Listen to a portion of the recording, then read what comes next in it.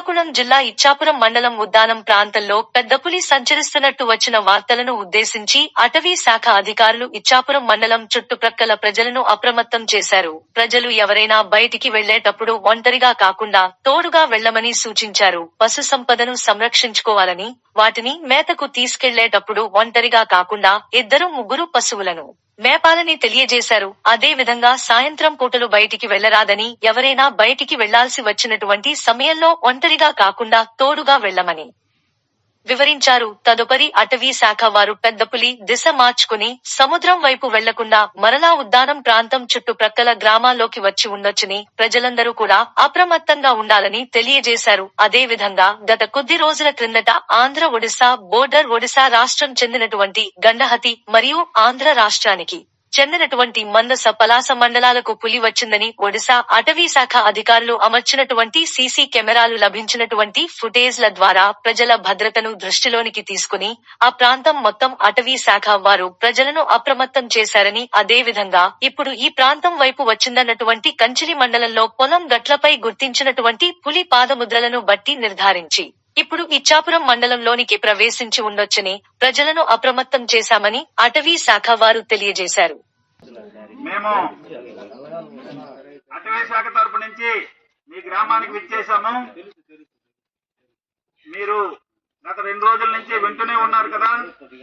మీ పక్కనున్న మండలం కవిటి మండలంలో గల కుక్కలపాలెం వరకు పెద్ద పులి సంచారం జరిగిందనే విషయం మీకు తెలుసు. తదుపరి నిన్న సాయంత్రము ఆ పక్కనున్న ఇచ్చాపండంలో ఉన్న గ్రామంలో కొన్ని గ్రామాలు వాళ్ళందరికీ కూడా మేము అప్రమత్తం చేశాము. అటువైపు పులి రావచ్చు, మీరు ఒంటరిగా ఎక్కడికి వెళ్ళొద్దు, మీ పశువుల్ని అన్ని జాగ్రత్త చేసుకోమని అందరికీ తెలియజేయడం జరిగింది. మేము అనుకుంటున్నట్టుగానే పులి ఆ సముద్రం ఒడ్డంటే వెళ్తుంది అనుకున్నాం, కానీ ఇటువైపు దాన్ని దిశ మార్చుకొని మనకి ఈ పక్కన ఉన్నటువంటి తిప్పన పుట్టుక మీదుగా మీ ఊరు కొట్టారి గ్రామం పరిసరంలో గల ఉమ్మాడి చెరువు వరకు మేము పాత ముద్రలు గుర్తించడం జరిగింది. తదుపరి మరి మాకు పాత ముద్రలు ఏవి కాని రాలేదు, అయినా ప్రయత్నం చేస్తున్నాము. ఈ మీ గ్రామ సమీపంలో గల జీడి తోటలు, తుప్పలు ఎందులోనైనా దాగుంటుందేమో అని భావిస్తున్నాము. అందువల్ల మీ గ్రామస్తులకు తెలియజేయిందనగా మీరు వ్యవసాయ పనులకు కానీ మీ తోటలకు కానీ దేనికెళ్ళి ఒంటరిగా వెళ్ళొద్దు.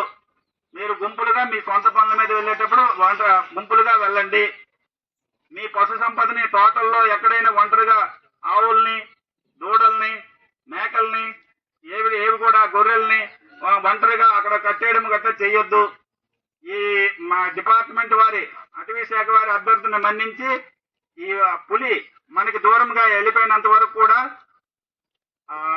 మీరు మీ పశు సంపదని తర్వాత మీరు కూడా జాగ్రత్తగా ఉండవని మా అటవీ శాఖ వారి తరఫున మీ అందరికీ విజ్ఞప్తి